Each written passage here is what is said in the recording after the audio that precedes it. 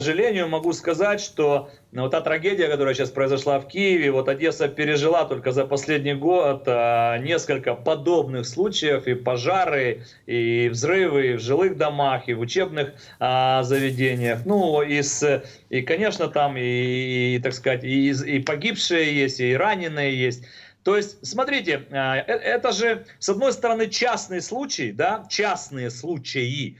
С другой стороны, это некая тенденция, которая демонстрирует вот что. Которая демонстрирует, что когда 20-25 лет в инфраструктуру не вкладываются деньги, а половина разворовывается по дороге, это обычно плохо заканчивается. Это сигнал всем региональным властям, всем, о том, что пора делать аудит, собственно, хозяйствования своего. Где что установлено, счетчики, не счетчики, баллоны, не баллоны, как люди обогреваются, а все почему? Все ж комплексно, Виталий. Высокие тарифы, люди что-то придумывают себе и так далее. Это вот общая такая ситуация, которая должна дать сигнал и толчок к глубокому и серьезному анализу и аудиту всего жилого комплекса в стране. Да? Это первое. Второе. Теперь конкретная ситуация в Киеве. Вы задали сейчас очень хороший такой четко сформулированный вопрос, впрочем, как всегда, Виталий. Вы задаете всегда конкретные вопросы. Как повела себя власть, в том числе местная? Ну, сейчас держитесь. Сейчас от Спивака вы такого не ожидаете. А мне понравилась реакция местных киевских властей. Мне понравилась реакция мэра Кличко. Была очень быстрая, четкая, однозначная, без лишних пиаров. Прибыл на место вместе с министром внутренних дел Аваковым. Быстро приняли какие-то, пусть не стратегические, тактические решения, да, оперативные решения о расселении людей, о необходимой помощи, о выделении определенных средств из местного бюджета. Я думаю, что чем-то поможет и общегосударственный бюджет. То есть достаточно, в данном случае, достаточно четко, профессионально и своевременно, и без лишней вот этой вот помпы. Другое дело, какова будет мера ответственности чиновников, да, кто там за что отвечает. Помните, как у Райкина, да? Кто сшил костюм? Я, говорит, пришивал пуговицы, пришиты намертво к пуговицам, претензии есть. Поэтому посмотрим, что там Горгаз скажет, что там местные ЖЭКи скажут, что там жилищно-коммунальное хозяйство. Посмотрим. Но первая какая-то комплексная реакция мне понравилась. Единственное, что мне не понравилось, да, это появление там, такое, знаете, пиар появления там Коли Велюровского. Ну, для телезрителей, Коля Оболонский. Ну, еще у него есть, да. Коля главный слуга народа по Киеву. Да, Николай Тищенко, народный депутат Украины, который пришел там с какими-то лимонами, тоже на место события, лимоны какие-то раздавал. Слушайте, у них что-то происходит с психикой там у половины этих слуг. И этот человек недавно назначен Владимиром Зеленским руководителем слуги народа в городе Киеве, в столице моей страны. Мне, конечно, по барабану. Я не симпатик слуги народа, я за них не голосовал. Но это ж стыдоба, но это стыд и позор для президента. После всего того, что Коля Тищенко наплевал на законы, на постановления, да, когда все рестораторы сидели и подсчитывали убытки, ресторан «Велюр» работал. И после этого назначить Тищенко, главным по тарелочкам, очень смешно. Более того, этот человек хочет быть мэром Киева, не дай бог, понимаете? Этот господин Коля Велюровский хочет быть градоначальником столичным. Ну, я думаю так. Я думаю, что киевляне разберутся, это раз.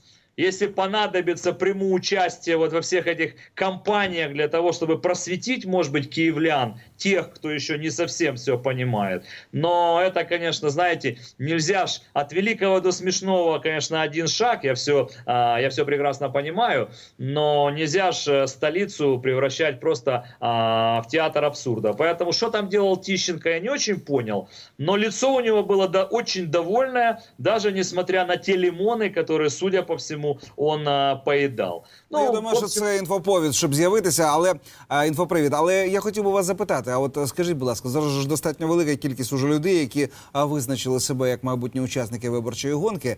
Але як взагалі, на вашу думку, ви почали про це говорити, виглядає нинішній мер?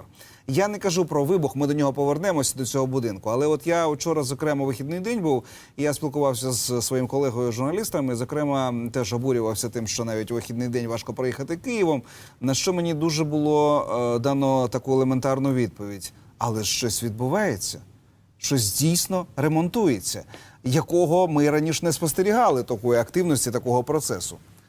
Ваша Смотрите, в вашем вопросе уже есть ответ. И я тоже буду человеком относительно объективным в данном случае, потому что, ну, как бы я живу на два города, Одесса, Киев, и поэтому меня нельзя причислить, наверное, там, да, к сторонникам Виталия Кличко, и не член его команды, да, и так далее.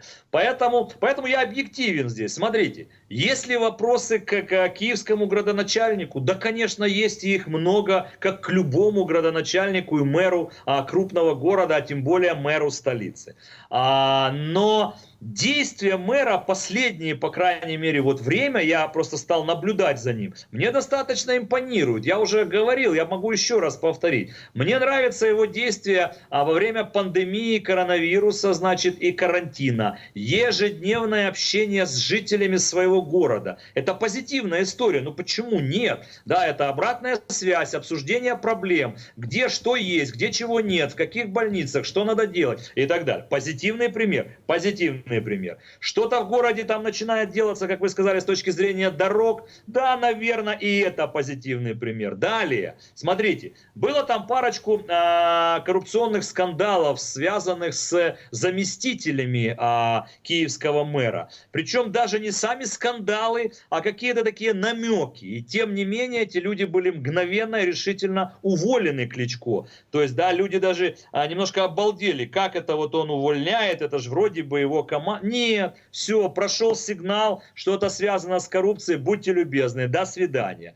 Третий аспект, мы с вами тоже говорили, уже такой общегосударственный аспект, который может идти и брать начало из Киева. Это возможный заход торговой сети Икея и возможное, значит, подписание договора с мэром Кличко. Почему это знаково? Во-первых, Икея уже пыталась войти в Украину и ушла. Вибачте, що переб'ю, але нагадаю, позиція офіційна Ікеї, вони не мають справу з країнами та містами, де є корупція. Якщо вони є, значить зменшуються корупційні ризики.